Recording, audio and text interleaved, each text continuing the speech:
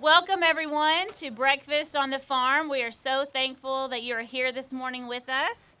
I'm Michelle Bundren, President and CEO of the Murray-Calloway County Chamber of Commerce. And on behalf of our board and our staff, we want to just welcome you here. We are so thankful for all of you that are here, especially our sponsors. Thank you so much for making this event possible. Special shout out to Hutson Inc. Thank you so much for being our premier sponsor. It's been awesome working with you. I want to thank Tony and his team. They've been fabulous to work with. This is our second annual Breakfast on the Farm. We at the Chamber have had a ag breakfast, but we have really enjoyed the partnership. How's the food today? Really good? All right. So the Chamber turned 95 years old this year, and we were able to celebrate this summer at our annual dinner. And one of the things, looking through the history of the Chamber, that we noticed was, number one, the focus on education and the youth in our community. And number two, right there at the top, was agriculture and how important it is to our local economy, to the region. So we are so thankful for all of you today, especially those in the farming community. And we are so proud that you are here. And to celebrate you and to recognize you at this event is so important. We were able to have an Ag Award, which we do every year at our annual dinner. And this year's winner was Friends of the Arboretum. And so we just want to say again, congratulations to them for winning. You are here at the Arboretum today, if you didn't know that. Very thankful for this facility, the beauty here, the walking paths. My kids love to play on the playground facilities that are around the corner. I've been to a wedding here. It's beautiful up here by the gazebo and things like that. They have Fall on the Farm here, which I know they'll talk about, but very deserving of that award. And I want to thank that board for raising the money to have this facility in our community. It truly is an asset here in our community. It's my responsibility to announce our special guest here today, which I'm very proud to do. We want to thank Judge Executive Kenny Imes and State Rep Mary Beth Imes for being here with us this morning, as well as Mayor Rogers and his wife Gail. I know we have some city council and magistrates here, as well as some school representatives from our county schools and our city schools. So thank you so much for being here this morning. Yeah, there we go. We have a rather large group of special guests here today, and that's Leadership Kentucky. If they would stand, we are so thankful that they are here. They're from all across the Commonwealth, so very, very excited they are in Murray. Today, after this breakfast, they're headed to the state penitentiary, which I am a graduate of class of 2019, and I will say that was one of my very favorite experiences that we did. Very eye-opening, and you learn a lot. Tonight we're helping host the dinner, so I can't wait to hear what you all experienced and what you learned from that experience as well. But that's why they're dressed casual, so if you see their group, they are excited to go there today. We have our LIFT group here. If they'll stand, they're over here. This is our leadership initiative for teachers.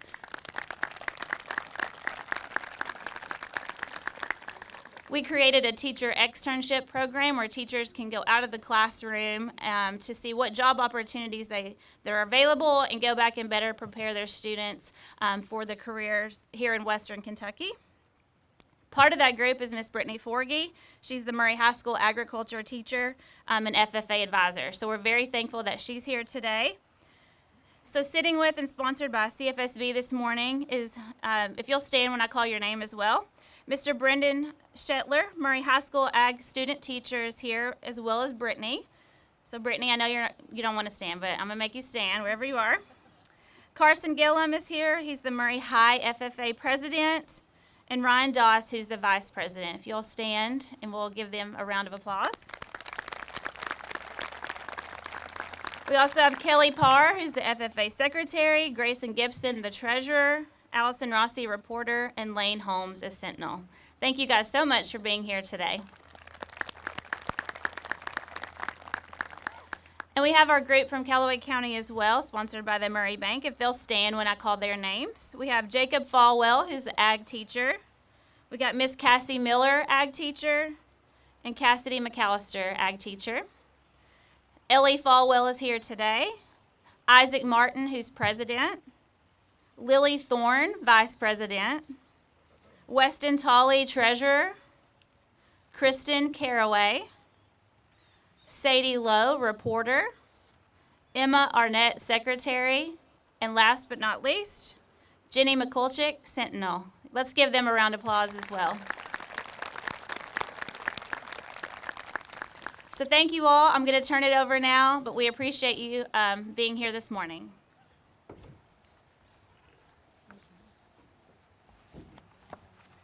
Good morning. As you can see on your program, I am not Dr. Brian Parr, but I am Abby Hensley, Director of Development for the Hutson School of Agriculture.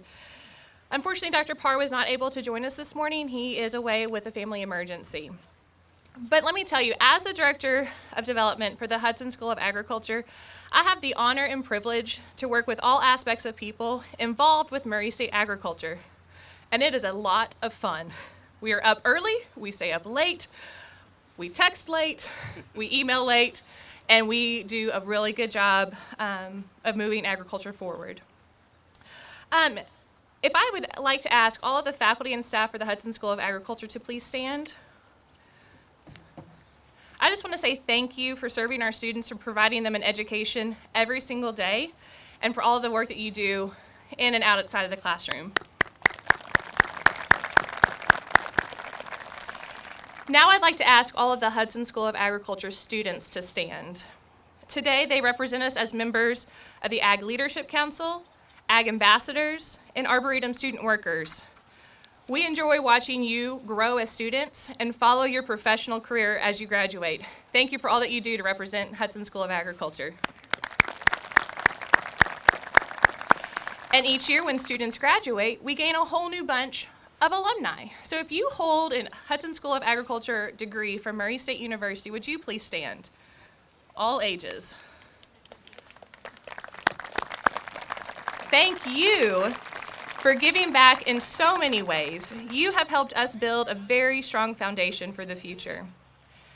Now, if you hold any degree from Murray State University, would you please stand?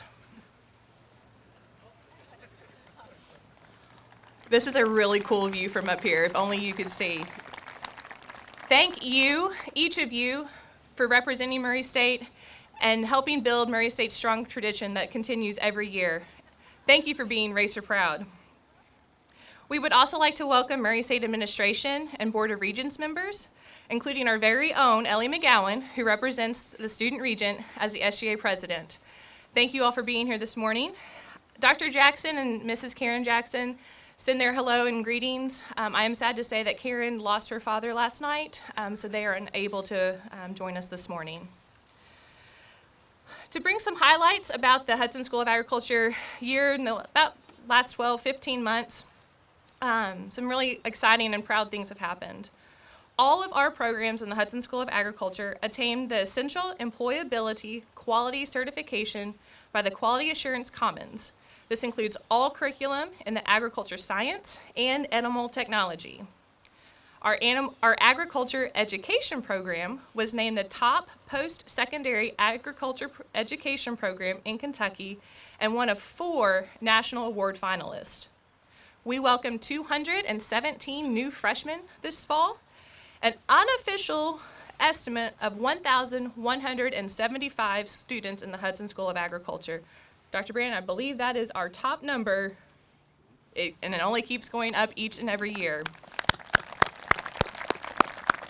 And because of so many generous donors and organizations and companies, we are able to award over $250,000 in scholarship money each year to new and returning Hutson School of Agriculture students. And on Tuesday, we hosted the all-time largest ag career fair with 56 companies. There are no other organizations there except for agriculture organizations, and we had 381 students attend that. And many of those organizations are here today. So thank you for supporting our students all throughout their careers. I too would like to thank Hutson, our premier sponsor. They have been our premier sponsor since the beginning of our Arboretum events. I would like to thank our presenting sponsor, Murray State Town and Gown, and our top event sponsor, Peel and Holland. I'd also like to thank Racer Dining by Sodexo for honoring our Kentucky Proud Farmers and providing breakfast this morning. To all of our table sponsors, thank you. We are full this morning, and that's because of you all. And to all of our event sponsors, thank you. It's because of you we are able to continue and maintain the growth of the beautiful Arboretum that we are at this morning. I'd also like to thank our sponsors for the Leadership Kentucky class, Murray State Town and Gown, Murray State's President's Office, Murray State Human Resources, and Kentucky Poultry Federation. As I mentioned, Hutson Incorporated has been our premier sponsor since the start of the 2014 Arboretum events, and we're grateful for their continued support, their belief in this space, and in the Hutson School of Agriculture. And at this time, I'd like to welcome Hutson's Incorporated VP of Sales, Mr. Matt Ramage, to say a few words.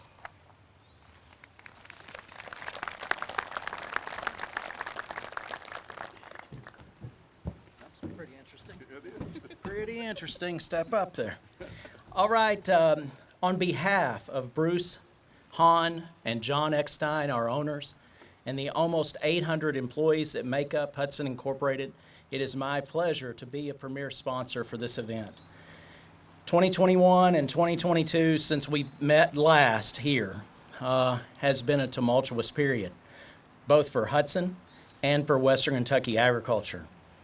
We experienced a tornado that damaged our facility. We are going to rebuild in Mayfield with a 50,000 square foot facility and almost $10 million. So we look forward to that building process and finally restoring what we had in Mayfield. And also, we're experiencing a drought. It's going to be an impactful drought for our customers, but we appreciate our customers' loyalty. In addition to that, this fine piece of equipment right here experienced multiple double-digit price increases over the past year.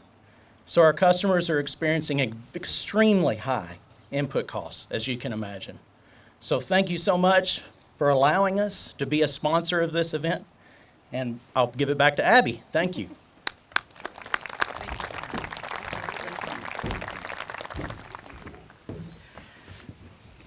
You get me back. Well, as you know, keynote speakers for events are a crucial decision. We have always been able to invite top-notch, powerful individuals for our Chamber Ag events. We've had commissioners, executive directors, and state officials, and many others.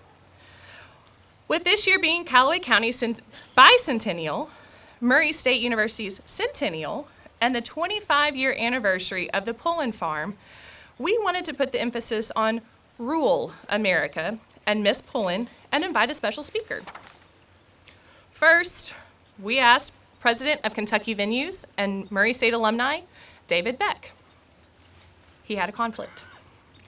Then we asked Mr. Harold Doran, as since he grew up across the road from Miss Pullen, but Mr. Doran also had a conflict. So unlike baseball, we were out with just 2 strikes. So as we continued to ponder and think, we were close to giving up on our pursuit of a good speaker. And since this is a fundraiser and we don't have money to pay, we got our heads together and made a logical choice. Why not have Dr. Brannon speak? I told him that he would be the best speaker for the 2nd annual Breakfast on the Farm. He responded, "There's only one 2nd annual Breakfast on the Farm." Well, let's think about it. He's never spoke at one of these. He's as rural as they come. And according to Dr. Jackson, he taught with Mr. Stanley Pullen, and we know he hauled Mrs. Pullen around. And with his permission, I can share the worst kept secret around. He has made a bold decision to leave the rest of us in charge, to try to fill his shoes, that brain with endless ideas, and continue his passion and dedication to our students, and retire as of January 2023 after serving Murray State University for 34 and a half years.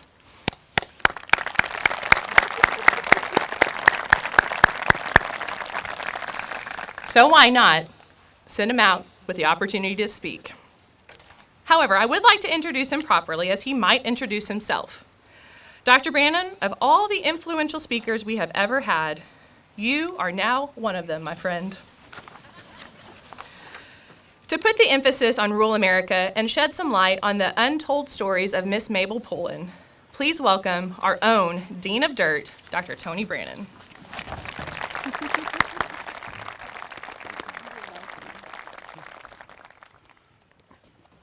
Thank you, Abby, I think. Maybe. Actually, I was very thrilled to be asked. I heard Abby and Michelle talking, and they said that they were looking for a good speaker. Wow. Then they said they was looking for a speaker that would speak for nothing, and I thought, yeah, that's me.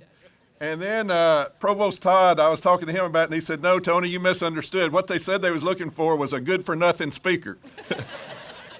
And so that's me. That's what you've got this morning. Okay, I've been fortunate to speak at the Rotary Club many occasions, so I'm going to use my rules of speaking to the Rotary this morning. I'm going to tell a few jokes, make a few points, make you think, and get you out on time. Deal?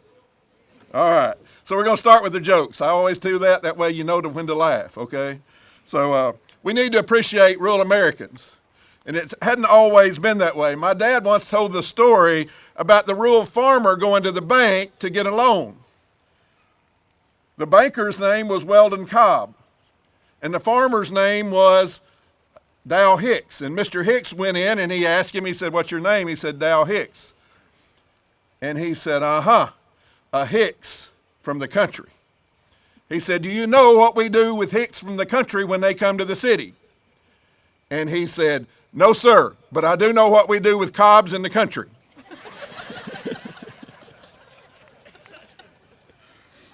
Well, in this anti-this, pro-this world where everybody seems to be offended these days, I'm proud to say that I'm part of rural America. And I think Murray and Calloway County is part of rural America and the modern-day miracle of agriculture.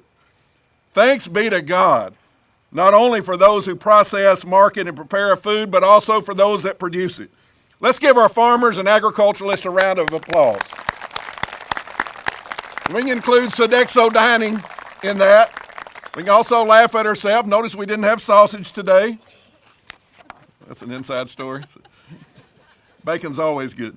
So next, let's focus on 100 years ago and the untold stories of the Pullens. Contrary to what Dr. Jackson has said, I did not teach with Mr. Pullen. I did come just a few years later. But I've studied Murray State agriculture history quite extensively since they wrote that book, First 50 Years of Progress. And I got to thinking about it, and I've been around 46 of those 50. So I've lived some of that history. While a lot is written about our institutional founders, Dr. Carr, Dr. Wells, and many others, not much is written about the Pullens. So first off, all the information I've gleaned today, most of it comes from an interview of Miss Pullen that's on EKU's site. She was a graduate there we'll talk about, and the address of that is on the back of your program. So if you've got an hour and 42 minutes sometime and you want to listen to a good interview, listen to Miss Pullen tell this story in her own words. Well, I didn't have the opportunity to interview her. I always said I wanted to do that, but I did get to, there was a movie kind of driving I got to drive Miss Pullen, okay? And I heard a lot of these stories. I also got some information from Ernie Bailey, who's a good historian. So I'm not going to speak for an hour and 42 minutes, although I could, but let's hear the story of the Pullens. First, J. Stanley Pullen, John Stanley Pullen.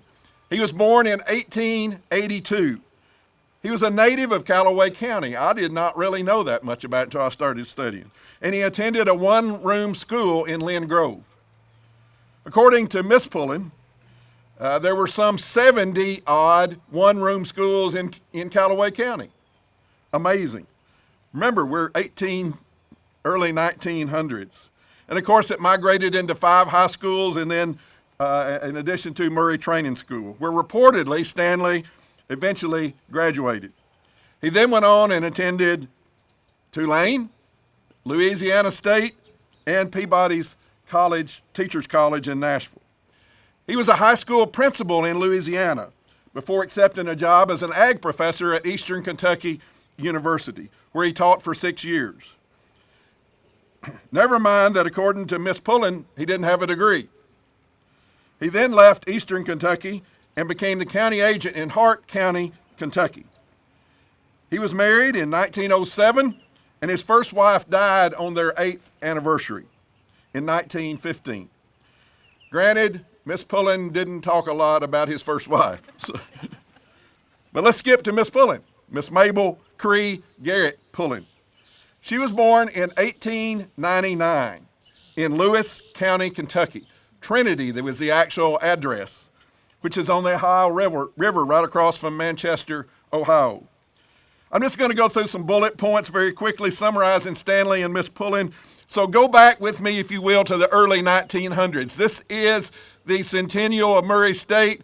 They're an important part of this. Let's go back 100 years, and let's think about what's going on here. Now, some of this may be scattered because Miss Pullen told it, and she was pretty scattered. And she'd always say, now, what was I saying? And we have a lot in common there. So let's hear it. She started in a one-room country school when she was 7. Her father taught school and was a farmer. Her father had 70 acres. In 1903, he sold that 70 acres, and he left the family with his mother's parents, and he started searching for land. He actually came to Hopkinsville. Think about traveling from Lewis County to Hopkinsville in 1903, looking for not enough money to buy land in Hopkinsville. So he went to Champaign-Urbana, Illinois. He had kinfolk there. He could not find a farm. And then they were encouraging people to go to Oklahoma. So Stanley went west, young man. He went to southwest Oklahoma in the vicinity of Lawton, Oklahoma. Miss Pullen was 4 and her brother was 1 when he went out there. He not only bought an 80-acre farm there, but it had water running through the corner of it, which was unusual. But he went in February to look at it. What he didn't realize was that in March that stream and water dried up. It was only in the winter that it had water in it. But he actually had built a 2-room house there that had a glass front door. And if you had a glass front door, you were somebody. So he had a real nice place there. And they went to Oklahoma. Miss Pullen was proud that she went to Oklahoma 5 times. But listen to the story when they went. They took a train and they got to St. Louis. If you've been to Union Station, Miss Pullen got lost as a 4-year-old in Union Station, got separated from her mother. Traumatic. She said the worst time of her life. But they found her. They went on to Coffeyville, Kansas, where they had kinfolk, and they stopped there, and then they went on to Lawton, Oklahoma. When they arrived in Lawton, Oklahoma, as soon as they got there with the train, her father got sick and was nearly died, and they said, you need to go back. They turned around, got on the train, they put him on a cot, put him in a different train area, and they headed back to Kentucky. He got better. They came back to Lewis County, so they never spent the night there. And when he came back, her father took correspondence courses, and he delivered milk. And then her father died when she was 5.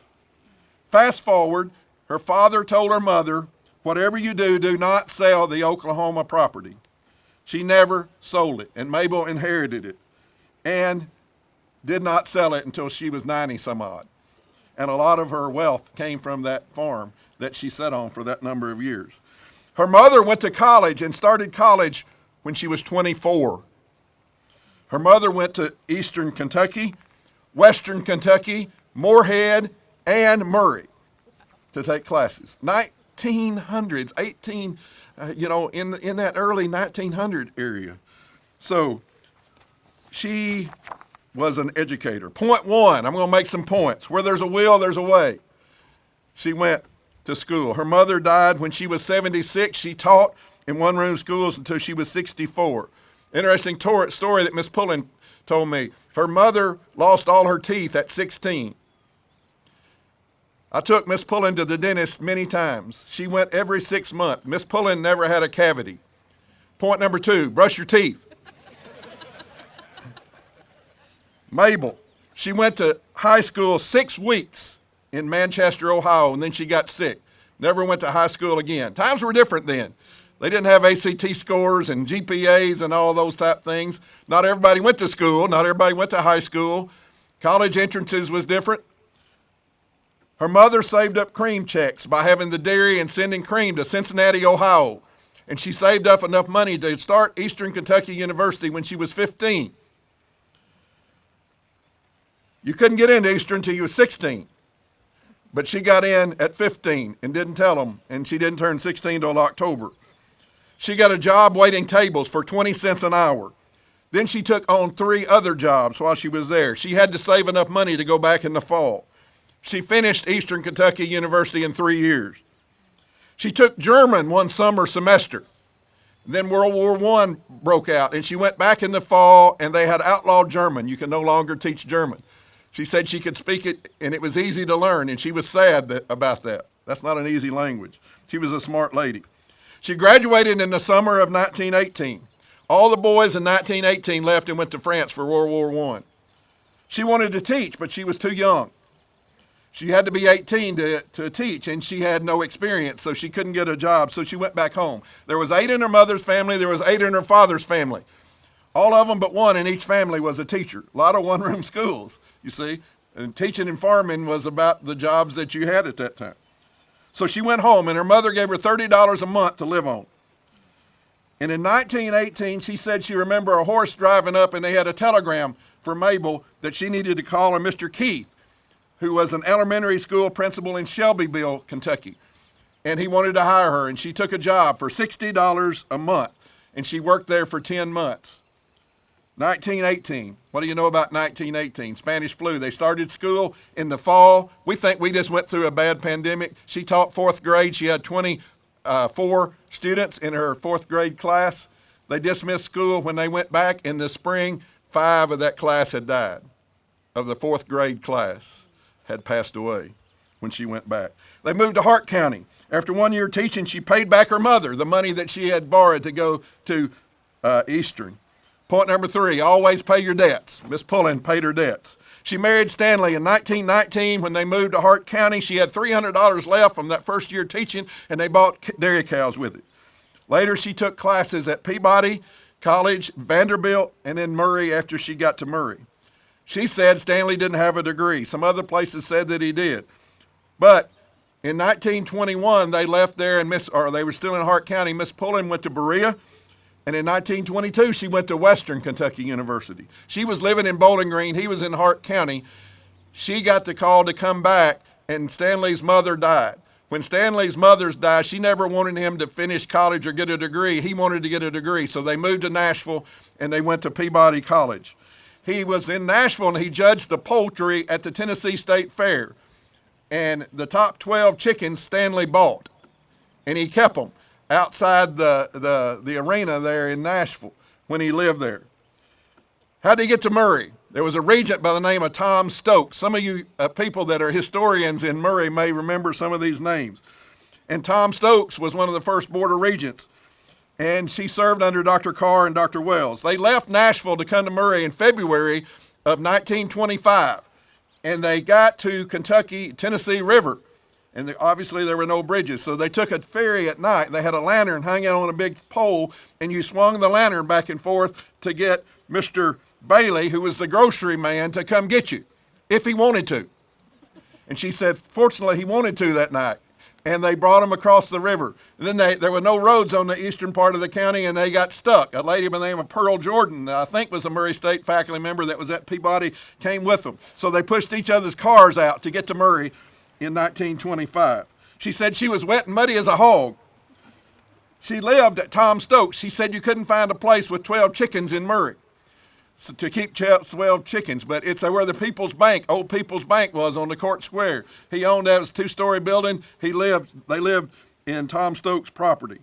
And Stanley thought you had to have ag to teach, a farm to teach ag. So they bought this farm, 15 acres and then 30 acres, and then they built the house that's up here that we call the Pullen House in 1927. They moved in October 1, 1927. There was a neighbor boy who was an entrepreneur, and his first job as a lad was working for Miss Mabel Pullen, killing blackbirds for a penny apiece. She was paying him a lot of money, and not that she didn't trust him. She didn't trust anybody. She would pull the head off the blackbirds when he brought them to him to make sure he wasn't running them through again. And most of you know this story. That neighbor boy was Mr. Glenn Doran. And I told that story at Rotary, and they said I was the only person to ever tell a story on Mr. Doran at Rotary and get by with it. So, Point 4, everybody's got to start somewhere and pennies count. Miss Pullen taught at Murray State for 11 years. How? The regents had a policy they would not hire a man and a woman and his wife. So they hired Stanley. They would not hire Miss Mabel, but she says, quote, you have policies, then you have loopholes. Point number 5, find a loophole. See, Jackie and administration, I come by it honestly. It's an ag tradition. You got to find a loophole. Miss Pullen had a master's degree when she came here, and masters were scarce as hen's teeth. So they hired her to teach, and she was flexible. If you had 40 hours in a subject, you could teach that subject. So she taught English, history, biology, and education. She filled in. Dr. Richmond came in 1936, and she didn't like him, and he didn't like her, and she didn't get employed anymore. He was a state superintendent, and she said he was forced to come to Murray, and he didn't want to come to Murray. He's referred to in some circles as the savior of Murray State, made a lot of good decisions, but she said he came in a bad mood. So after Murray State, she taught at various elementary schools, Kirksey, Wingo, and then 13 years at Farmington, where she missed one day in 13 years. She went 30 years without a cold. Never had a cold. All total, in the teacher's retirement, she had 23 years teaching. 11 at Murray State did not count because she was not a regular employee. She was paid by the hour. Stanley died in 1935. He had a friend in a one-room school growing up. Everywhere Stanley went and got a job, he took this person with him. And that person was Carlisle Cutchin. You ever hear of Carlisle Cutchin? Cutchin Field House? He went to Louisiana with Stanley. He went to Centerville, Tennessee with Stanley. He did not go to Eastern Kentucky. He went to Mayfield to coach football, but Stanley came in February, and Carlisle Cutchin came to Murray in that fall of 25. They had the first college farm right here, first grade A milk in Calloway County, all registered Jersey herds.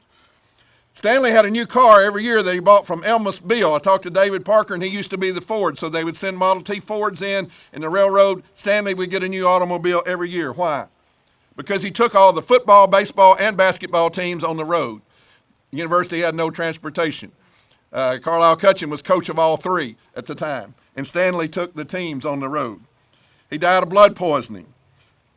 Remember, Miss Mabel outlived him by 60 years. She was a widower for 60 years. This is her story. Stanley died overdrawn at both banks. Too much credit. He bought new cars. He hauled the teams. Mabel turned 36 on a Saturday and lost her husband the next Saturday, owing this money. George Hart was at the Bank of Murray, and he had a life insurance policy, and while he was in the hospital, George Hart paid it for him. And when she found out, she paid it all back to him. And Tom Stokes come up again. He consolidated all her loans and the Homeowners Loan Credit Association out of Memphis. And she paid $59.32 a month to pay off that loan. On March 19, 1936, this place and everything in her house was sold at auction. The bed she slept on, the stove she cooked on, everything. She had apartments around there, and she had people that lived upstairs. Some of you know people. I know Miss Pat Latimer knows somebody that lived in those apartments. At one time, she would have 11 people living with us.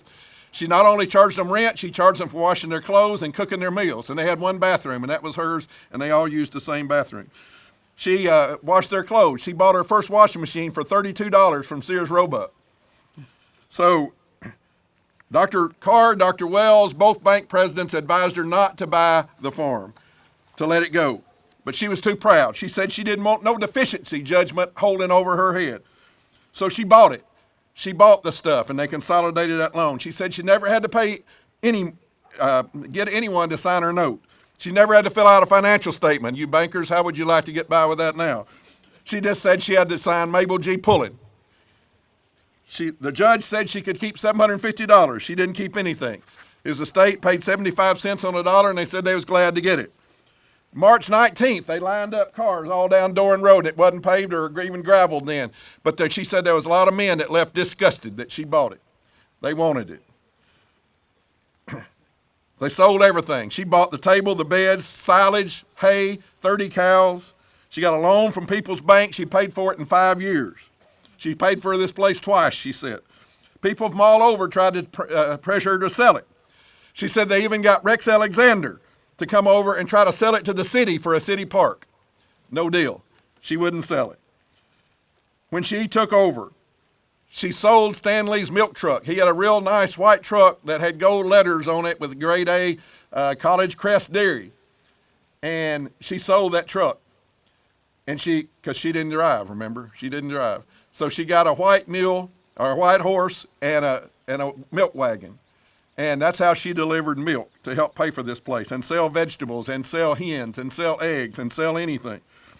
So she wanted to operate on a little scale instead of a big scale. Sexton Hardware Store, if she couldn't make the payment, would give her $1 or $2 to make the payment, and then she would pay them back. 1943, she went to Michigan. You know what was going on in 43? She worked for the Navy, Packard, for 19 months in Michigan. Best time of her life. She helped build airplane motors and PT boat motors in Michigan. She taught till she was 71. She summarized her life this way: I don't mind being different than other people. I'm so different, and I don't care. Now the untold stories. I was introduced to Mabel when I came to Murray State in 1988. We had a good faith word from Tim Miller and Glenn Doran that if we did right, that we would inherit Miss Pullen's estate. Before I began work in the summer of 1988, I worked alongside Dr. Jim Davis and Dr. Eldon Heathcott. Dr. Davis is somewhere. Stand up here. Dr. Davis, where are you? He was, he's all right. He's over here. Give him a hand. He was very instrumental in her, but we hauled hay out there in that barn. As a new faculty member, I didn't know you wasn't supposed to do that. That's what ag did things a little bit different. So I worked beside them. She hired students to work her vegetables and livestock. The Sean Harper story, adult ag teacher. He was a graduate assistant out here, worked 20 hours a week, but he actually worked 40. He got paid for 20. If you worked for Miss Pullen, you worked. Sean, at the end of a day of gardening, wanted to get some zucchini squash. She had a bucket of squash. She weighed it out. He thought that she would give her the squash. She said, that'll be $3. And Sean went to, and he said, Miss Pullen, I only have $2. She said, that's all right. And she reached down and pulled out a third of the squash. That was Miss Pullen. She called me to take her on an errand. She wouldn't ever tell you where she's going, what she was doing. She'd just tell you where to go. We went to every grocery store in Murray, Parker's Supermarket, Owens. We went in. She went in with a brown bag. She came out with a brown bag. I went in the bank with her to deposit her vegetable money. She took out an old handkerchief, the same one she used for real uses, and went to the counter and did like this, and coins went all over the floor in the lobby of the bank. Every teller in the bank come out and got on their hands and knees and started getting coins out. Imagine what had happened if it had been a pandemic. We'd had to shut down, send everybody home for 7 days and whatever. So we got almost back to the house, and she looked at me and she said, you married? And I said, no, ma'am, that was in 88. I didn't get married till 89. She said, you cook? I said, no, ma'am. Sometimes my mother cooks. And she said, well, that's good. Then you can buy my okra. And it was about 8 inches long and black. And I had to pay her for her okra after taking her around town. Nobody else would buy it. I had to buy it. You always knew where you stood with Miss Pullen. 4 o'clock one afternoon she called, and I was the only one there that had a goat having birthing problems.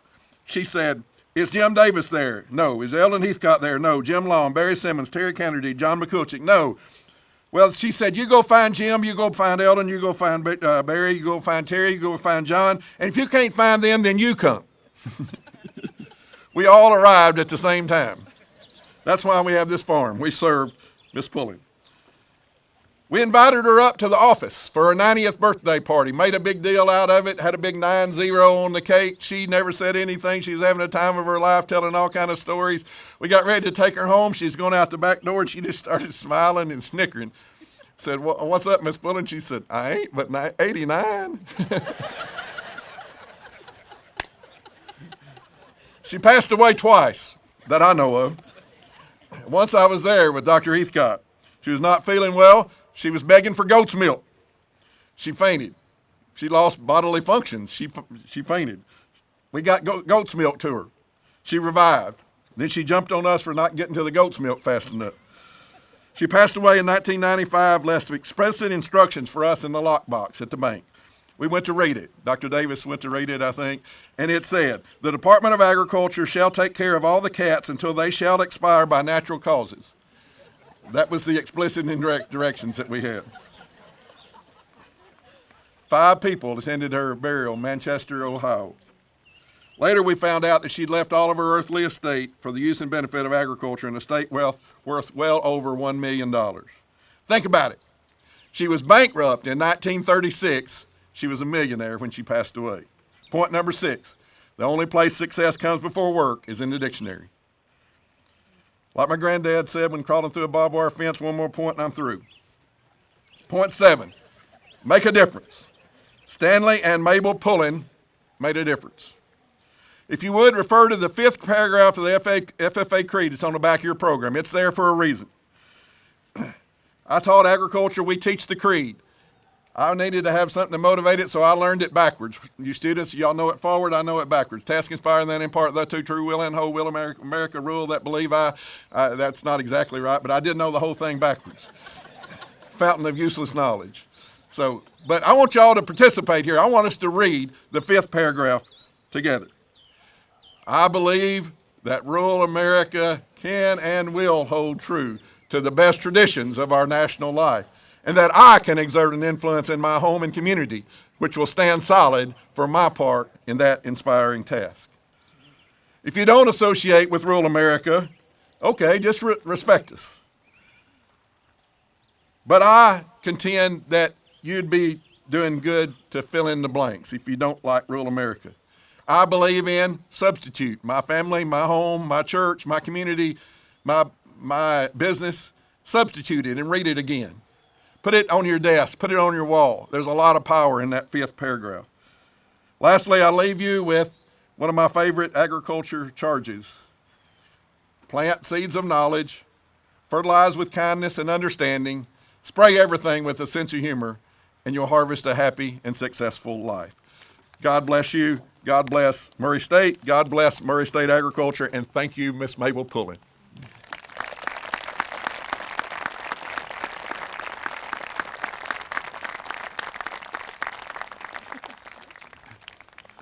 Now we switch hats. Dr. Parver's going to do this, but we're going to get through it.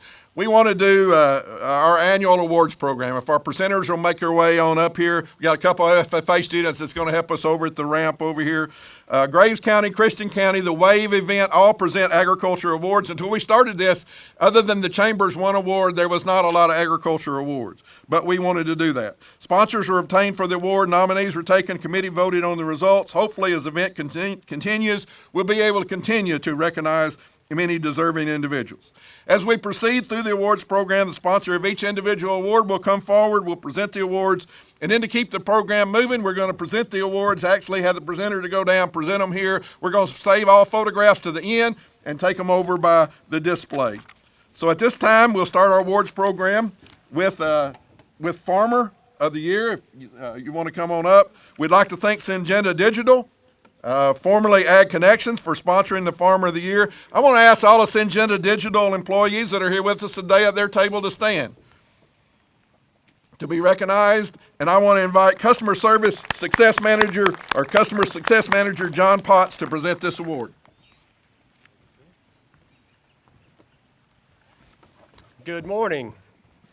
At this time, based on his long history as a farmer and agricultural activist, we would like to announce the 2022 Farmer of the Year Award is presented to Mr. Mike Burchett.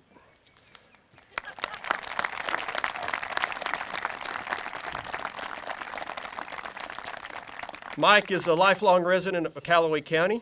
He graduated from Calloway County High School in 1972. He went on to earn a degree in agriculture and political science from Murray State University. He and his wife, Debbie, operate Burchett Farms, which consist of 2,200 acres of corn, wheat, and soybeans. Mr. Burchett has two sons, Josh and Brent. Josh is an operator at Westlake PVC in Calvert City and is married to Haley McChristian. Brent is executive director of the San Luis Obispo County Farm Bureau in California and is married to his wife, Kaya. Mr. Burchett is an active officer, leader, and member of the Calloway County Farm Bureau, a member of the Independence Bank Board of Directors. He has served on the West Kentucky Rural Electric Board since 2016. He has also served for many years on the Kentucky Soybean Board. Among his most notable accomplishments, Dr. Brannon wanted me to point out that Mike holds a long-standing and never-to-be-broken record here at Murray State. It seems that a few years ago, a professor passed away mid-semester, and Professor Burchett volunteered to give a series of lectures in one of our farm management classes. Only problem was Mike crammed the rest of the entire semester into one 50-minute class, which he managed to teach for an hour and a half. And the big accomplishment was none of those students left the class. So like many farmers, the last year has been full of ups and downs for the Burchetts. In perspective, the drought was the least impactful. Last year, Mike and Debbie happily became grandparents for the first time to a young man named Owen Michael Burchett. And word on the north end of the county is he pretty much runs things over there. On the other side of the spectrum, in the past 12 months, Mike's battled prostate cancer, fluid on the lungs, and he's had hip replacement. Above all, Mike continues to let his light shine, and when his light is shining, you bet he is directing, promoting, and deeply involved in agriculture and farming. Mike, pardon me, Professor Burchett, please come forward and receive this well-deserved award.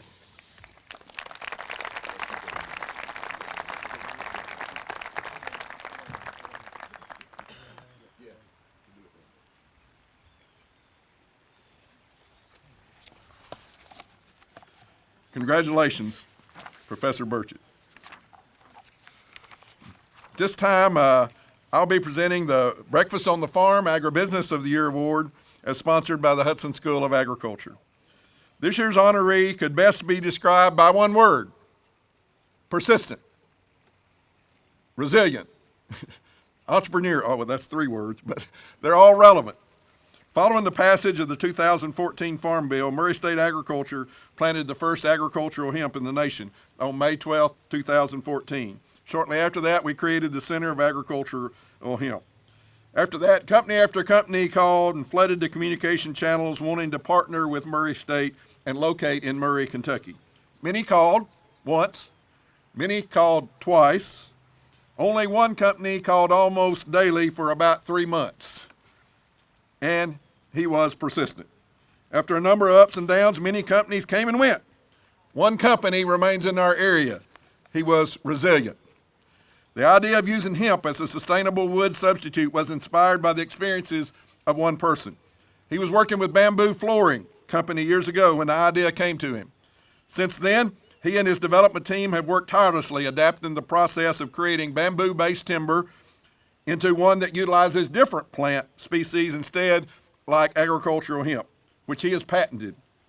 He's an entrepreneur, and he's located right here in Murray-Calloway County. This year's Agribusiness of the Year is Hempwood. Owner and operator Greg Wilson. Greg, if you'd make your way on up. Greg currently operates a leased facility just outside of Murray for his automated hempwood manufacturing operation. He employs 25 plus employees, many of which are MSU graduates or students, and they produce sustainable wood made from hemp fiber and soy-based adhesives. If you don't have a picture frame or a table, Greg can fix you up. Greg selected Murray because of his relationship with Murray State, and they can currently contract with West Kentucky growers manufacturing a variety of fiber-based hemp. Congratulations to Hempwood, Mr. Greg Wilson.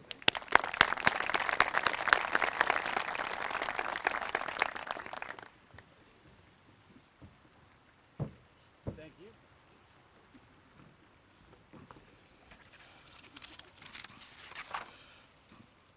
Sometimes along the way, for some reason, agriculture attracts its people from outside who don't share our appreciation for it. The way as they say, you can't have too many friends.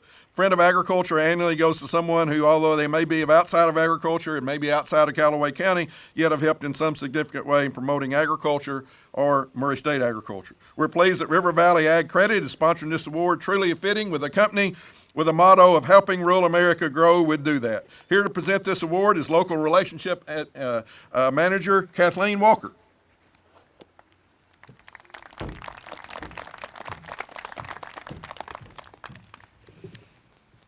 Good morning. This year's Friend of Agriculture Award goes to somebody who has spent his entire professional career in the agriculture industry. However, it has uniquely been from the food and the food additive side. His family and he mean so much to the community and to the history and evolution of Murray State and Murray State agriculture. This year's Friend of Agriculture is Mr. John Fuqua. John graduated from Tennessee Tech University and immediately took a chance and went to work in Paris, Tennessee with an entrepreneur named Dave Wilcox.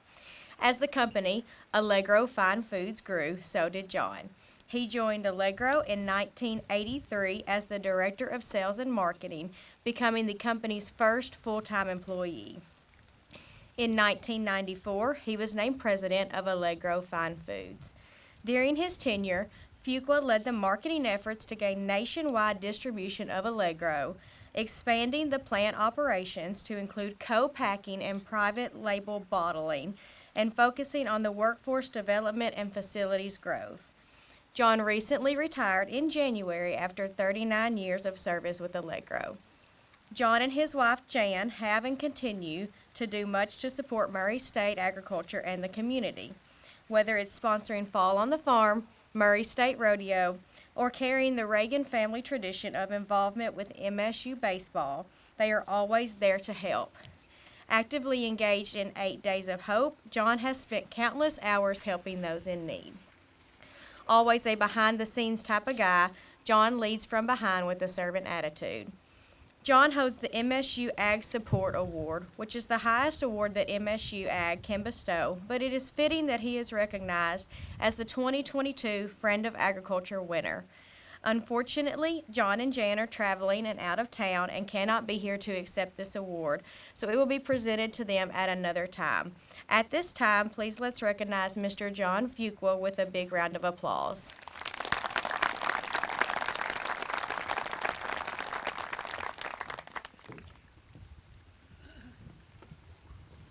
We're fortunate to have lots of ag legacy in Callaway County and Murray State.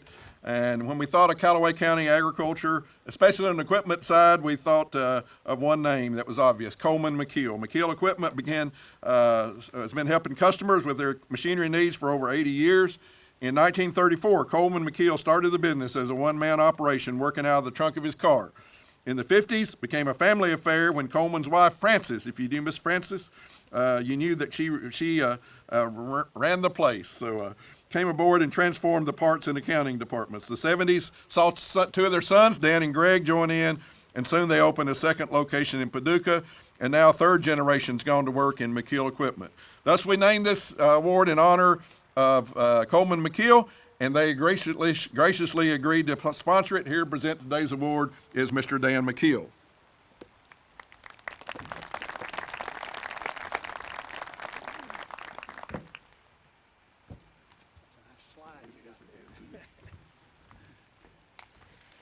Good morning. Leaving behind a legacy means making an impact that will long last after you passed away. Such is the case this year with the Coleman McKeel Legacy Award, Mr. Rocky Napier. Unfortunately, Rocky lost his battle with COVID back in February of this year. His family, Murray State University, and the entire Murray community continues to grieve his loss, and we wish to honor his memory today with this posthumous award. Mr. Napier was born on September the 3rd, 1956 in Lafayette, Tennessee. He was a business representative for BASF Chemical Corporation in the agricultural division for 25 years and was a member of Elm Grove Baptist Church. He was a graduate of West Kentucky University. He was an avid hunter and loved spending time in the outdoors. He was a devoted husband and a loving dad and grandpa to his family. Anyone who met him would consider him a mentor, friend, or a buddy. Prior to BASF, Rocky worked in ag retail with crop production services in Terra in Morganfield, Kentucky. Prior to working in ag retail, he was a VOAG teacher at Union County High School.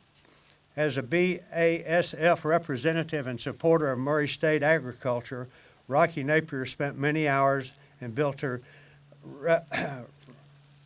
a resource showcase with the BASF resource trials on the West Farm. Each year under Rocky's leadership, BASF showcased the results of their research by inviting literally hundreds of farmers and agribusiness persons across the region to what became known as Rocky's Field Day. The research had helped greatly to develop our regional agriculture. Rocky was always quick to help and support causes he believed in, and he came to believe in Murray State. Although he never really understood its purchasing rules, Rocky wanted to improve the MSU farm so much that on a Saturday morning he called Dr. Brannon and said, "We need a combine. I'm at a sale and I'm bidding on one for the university," to which Dr. Brannon stated, are you going to donate it? Rocky said, "No, I'm buying it for the university." After a quick lesson on Murray State purchasing policies, Rocky quit bidding. But later, he did eventually help buy and donate a combine. Because of his efforts, BASF became a strong partner and sponsored many events for which Rocky and partner Greg Stapleton were given the MSU Agricultural Support Award, the highest honor Murray State agriculture can bestow, especially to a Western Kentucky grad. Rocky, although short in stature, was always in command. Therefore, after his passing, Murray State Agriculture named his BASF donated office trailer to the West Farm as the Rocky Napier Command Center. At this time, I'd like for all of Rocky's family and BASF support team and the table of their friends to stand and be recognized.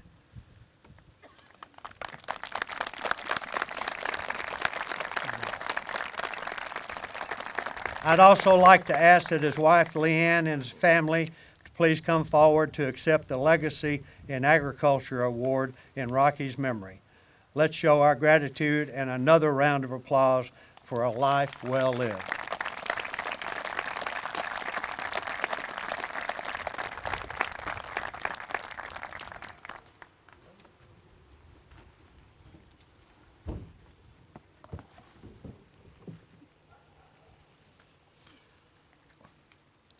Thank you, Leanne, Deanna, and Ben.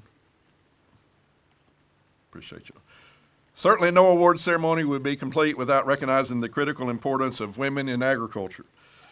Historically, women have always played a vital role on the farm and in agribusiness, governmental offices, and ag leadership. Certainly is such the case as we've heard this morning with Mabel Pullen.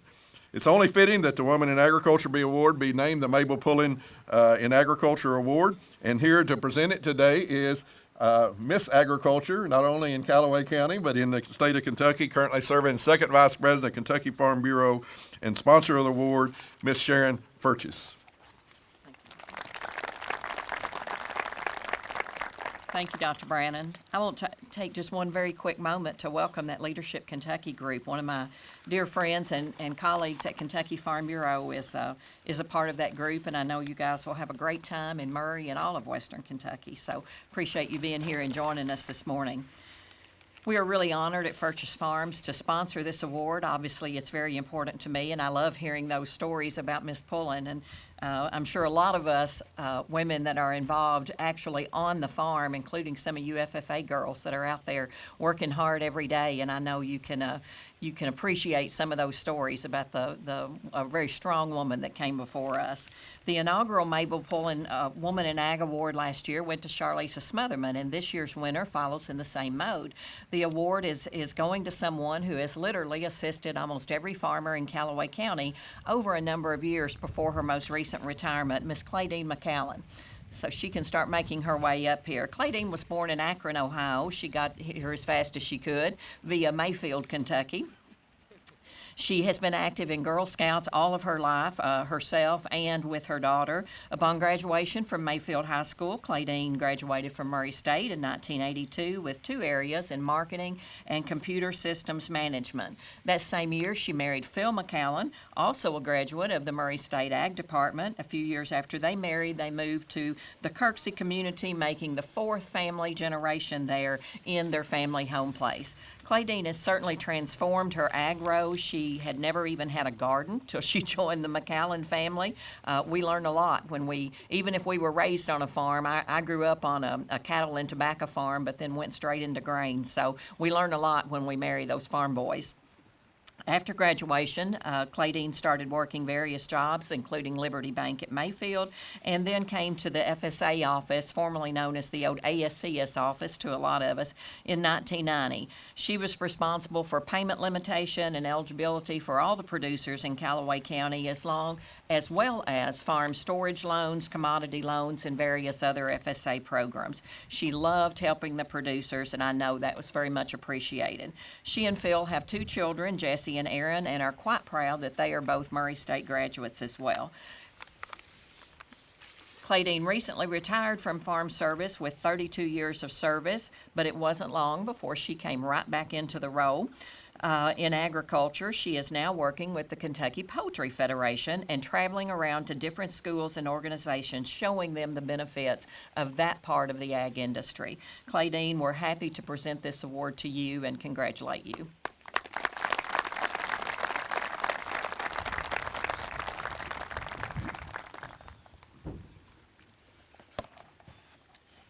Congratulations, Ms. Claydine. So the next award is about the future of agriculture in Calloway County and Murray State. We're pleased to recognize some star FFA students and appreciate the sponsorship of the Calloway County Farm Bureau. Representing Calloway County Farm Bureau today is President-elect Robert Garrett.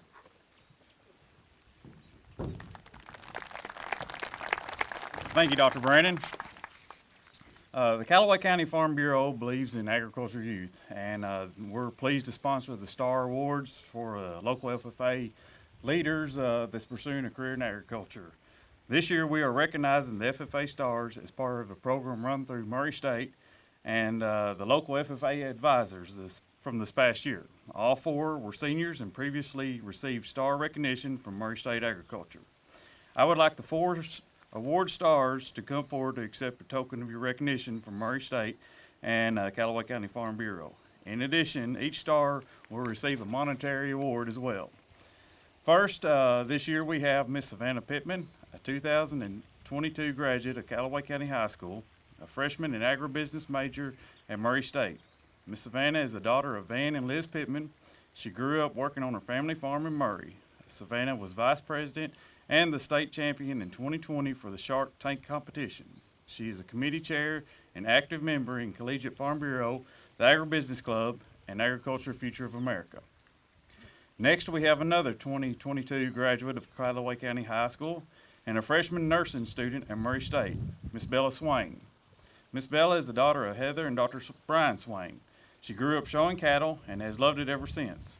In high school, Bella held office in her FFA chapter as reporter, secretary, and president. She volunteers at numerous places. Currently, she is involved in BCM, residential college, and intramural sports. The third recipient is the 2022 graduate of Murray High School, Gwendolyn Falwell. Miss Gwendolyn is daughter of Brittany Falwell. She was active in the FFA and in the 2021 Leadership Tomorrow program. Currently, Gwendolyn is getting her certification in equine massage therapy and competes in equestrian sports in the novice level and has many successes in her dressage, jumping, and eventing. The fourth recipient is a 2022 graduate of Murray High School, Ferris Howard. Ferris is the daughter of Susan Ferris Howard. She is active in FFA. She is an active FFA member and the only senior officer in her chapter as reporter. She was an honor student and on the varsity volleyball and track field teams. Currently, Ferris attends Transylvania and is on the track and field team. She could not be here with us today, but we'll give her an award at a later date. We want to wish all 4 of these luck in their future. Let's give these 4 a round of applause and please come forward to accept your plaque.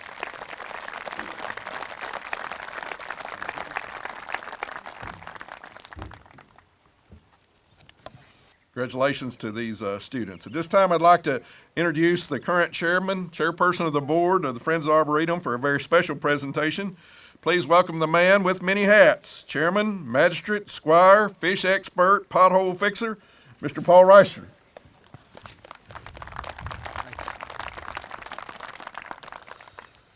In 1997, Dr. Brannon convened a meeting of the faculty and staff for the potential use of this farm, and he invited MSU horticulture graduate and longtime facilities ground coordinator Wayne Harper, the inaugural Hall of Fame member, to attend. At that meeting, Wayne suggested that the property be utilized for a greenhouse and an arboretum.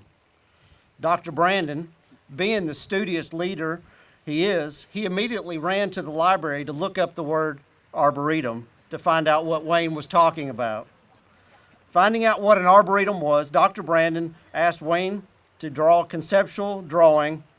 25 years later, it has truly become a university and community treasure. In fact, if you Google tourist attractions in Murray, it's the #1 rated attraction, and it is definitely the favorite walking place in Murray. After the Arboretum was established, then the Agricultural Department, Paul Radke, had an idea that we should establish a Friends of the Arboretum to help support it. At that time, the inaugural members were selected, and its first president was Miss Paula Edwards.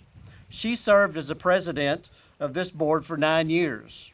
It is only fitting, as we continue the Arboretum Hall of Fame with our second inductee, it should be none other than the one that led the Friends of the Arboretum group for such a long period. Paula, please come forward. And everyone, please join me in congratulating Paula Edwards on the second member of the MSU Arboretum Hall of Fame.